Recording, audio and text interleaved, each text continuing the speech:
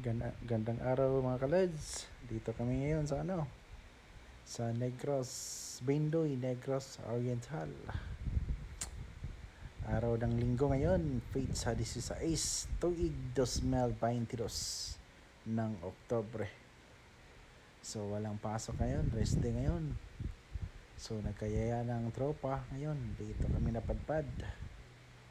Ngayon na, ipapakita namin kung paano at gaano ka easy to get a fish from water.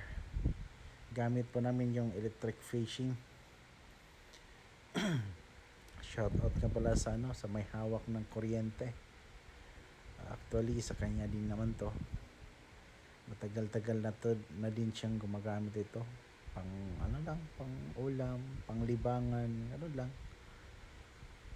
So mga kalods, magandang araw sa ating lahat ngayon. Sana swertehin kami at saka pasensya na kayo ha.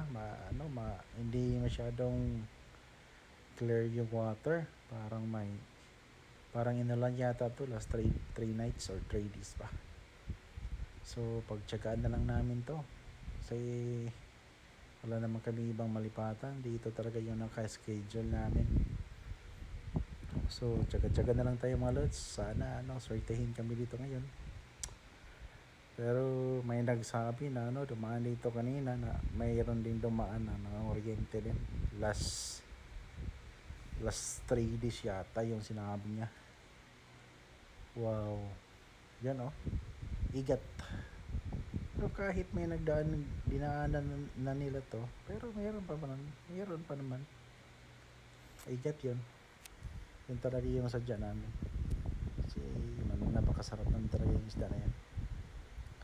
At saka mga kalods, keep watching lang. At saka don't forget to like and subscribe.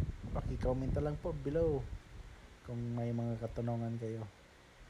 Sana may maitulong kami sa inyo kahit konti lang kaalaman or konting estratehiya kung paano hawakan yung ground at saka yung net, yung positive. Sana makatulong naman kami sa inyo kahit pa konti-konti lang.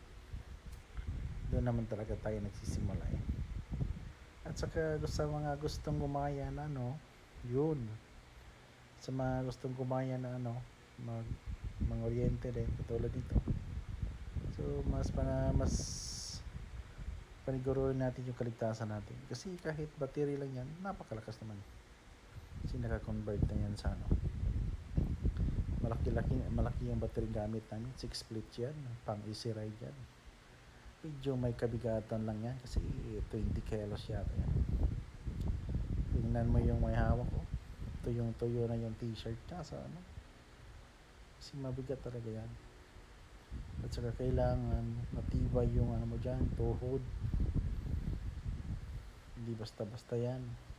Parang machine gun yung mo. Parang D60 yung naka sa likuran mo Tapos may hawak ka pang dala na mabigat yan talaga yan. Hindi basta-basta yan. Maskin ako na try ko yan malayo lang yung 30 minutes na hindi ka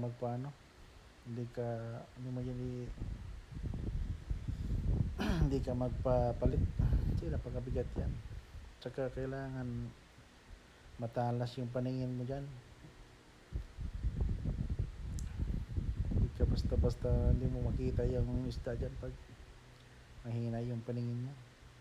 Tsaka pabilisan yan. Tsaka ganyan talaga yung tawang paghawak ng ground at saka net para pag nasa baba yung isda at saka yung net nasa ilalim madama kayo sa yan ng agos yung isda naman kasi pag nakuryente yan tatakbo sa ilalim yan. So dapat kaantay talaga yung net sa ilalim para madali mong ma-assist kung saan siya mapunta. Shout out nga pala sa taga ng kuha may dala-dalang tubig. Kasi napakainit naman talagang panahon. At saka kunting kaalaman sa mga gustong gumaya nito laging panatilihin ang kaligtasan natin. Kahit naman battery lang yan, nako, masakit din yan. Wow, igat. Meron pa naman natira. At saka pag nasa tubig, dapat alam natin yung mood ng tubig. Dapat laging yung isip na ang tubig ay lapitin ng disgrasya na. Kasi hindi natin alam na kasi lang tayo dito sa ibaba, tapos yung sa ibabaw pala umuulan ng malakas, tapos bigla lang yung guguho ng baha. Nako, yun, kailangan dapat may lookout kayo na tumitingin-tingin sa ibabaw para safety yung kasi nangyari na sa amin yan dati. Abuti na lang matalas ang pandinig nitong may dala ng kuryente ngayon. Abuti na lang hindi kami natangay ng baha. Makalaki naman palang baha yun. So charging experience lang din sa amin yun. Kaya ngayon doble ingat talaga kami. At saka mga kalods, yung nagbabalag dyan na dapat doble-doblehin natin yung ingat. Hindi tayo basta-basta na kung mag-alinlangan man, nagduha-duha, huwag na lang ituloy yan. Dapat may lookout talaga para safety first ang lahat. Mga kalods, salamat sa sa panonood. Wow, hito yun Salamat sa panonood. At saka kung may mga katanungan man kayo about sa ginagamit namin electric fishing, mag-comment lang kayo below. Tapos paki-subscribe lang po para updated kayo sa mga latest na video na aming ipapakita at i-share sa inyo.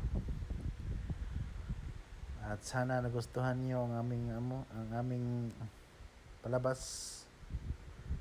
At huwag kalimutan na mag-subscribe. Once again, maraming salamat. At saka mag-ingat po tayong lahat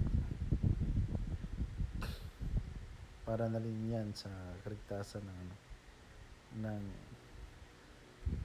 sa isa't natin. Hanggang sa huli po, maraming salamat sa panonood. God bless po sa ating lahat, mga kalods.